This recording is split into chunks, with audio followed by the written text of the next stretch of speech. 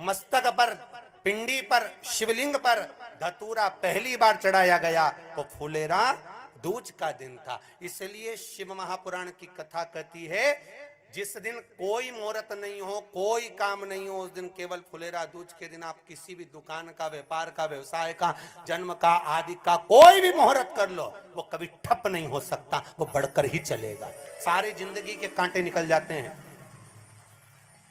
सारी जिंदगी के कांटे समाप्त हो जाते हैं फुलेरा दूज।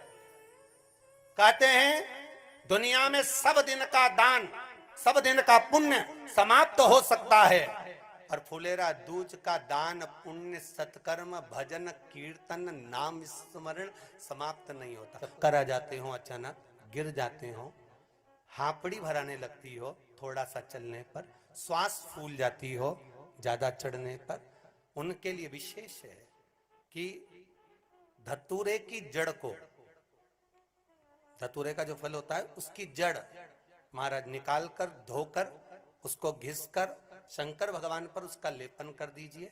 थोड़ी सी जड़ शिव जी पर चढ़ा दीजिए फुलेरा दूज के दिन। उस जड़ को पानी चढ़ाकर वापिस लेकर आ जाइए। जो मिर्गी का मरीज होता है, जिसको दमे की शिकायत होती है, श्वास की होती है, चलने में हापड़ी भरा जाती हो, फुलेरा दूज के दिन दोपहर के समय पर उसको वो जड़ केवल 3 या 4 बार सुगंध में सुंगा दी जाती है तो मिर्गी की बीमारी समाप्त हो जाती है, और जिसको दमा श्वास फूलता है उसको भी आराम लग जाता है। फुलेरा दूज के दिन उसके लिए नित्य आनंद का सुख दे जाती है। और भी ध्यान दें, जिसको बहुत भारी बीमारी हो, डॉक्टर कह रहे हैं कि ऑपरेशन की जरूरत है, ऑपरेशन कराना पड़ेगा, गांठ हो गई है, ये हो गया है, वो हो गया है, निवेदन है एक धतूरा फुलेरा दूज के दिन भगवान शंकर के शिवलिंग पर समर्पित करें, और 5 बेलपत्र नंदीश्वर भगवान पर अर्थात भगवान नंदी पर समर्पित करें। जीवन में कितनी बड़ी भी बीमारी होगी वो आगे नहीं बढ़ सकती, ऑपरेशन की जरूरत नहीं पड़ सकती, वो केवल फुलेरा दूज पर हो, केवल फुलेरा दूज के दिन, उसके सिवाय नहीं। और वो 15 मार्च को है, मौका मिला है, आनंद से। धतूरा होता है विषैला। कैसा होता है? विषैला, बहुत विष होता है धतूरे के अंदर। पर महाराज भगवान शिव को वो समर्पित किया जाता है जैसे पार्वती जी को लगा, जब कोई साथ नहीं दे रहा, पार्वती जी को लगा जब कहीं से सुख का अनुभव नहीं हो रहा, आनंद का अनुभव नहीं हो रहा, पार्वती जी ले गई धतूरा, पार्वती मैया ले गई उस बेलपत्र को शिव को। और प्रयास करना, अगर दुख है तो एक धतूरा समर्पित कर कर, एक लोटा पानी अवश्य समर्पित कर। उनके लिए भी कहूंगा जिनको शरीर में दाद हो जाती है, खाज हो जाती है, या खुजलियों का क्रम हो जाता है, उनके लिए भी महाराज धतूरे का पानी, धतूरा एक लोटे में डाल दो, पानी रख दो उसमें, उसके अंदर थोड़ा सा चंदन डालकर वो पानी शिव जी को समर्पित कर दो। वही पानी को लेकर आ जाइए और कुछ देर तक शरीर में लगाकर बैठ जाइए महाराज। वो केवल फुलेरा दूज का है महाराज, उसको शरीर में लगाकर थोड़ी देर बैठ जाइए, 15-20 मिनट तक। शरीर के अंतर्गत कोई वस्त्र ना हो, उस वस्त्र को उतार कर उसको लगाकर बैठ जाओ।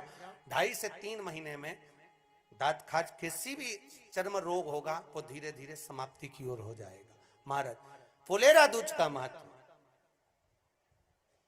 शास्त्र कहता है, भले इसको छुपा कर रखा गया हो शास्त्रों के अनुसार, पर इसकी महत्वता, जो दुकान, जो व्यापार, जो व्यवसाय, और पहले भी आपको कहा, मान लो आप शिवरात्रि के दिन रात को भगवान शंकर को धतूरा चढ़ाते हो व्यापार व्यवसाय के लिए, और वो धतूरा आप शिवरात्रि के दिन सुबह 4 बजे से पहले नहीं बांध सकते, तो उस धतूरे को फुलेरा दूज के दिन लाल वस्त्र में बांधकर अपने व्यापार वाली जगह पर बांध दो। जीवन में कभी व्यापार नीचे नहीं जाएगा, बढ़ता ही चला जाएगा।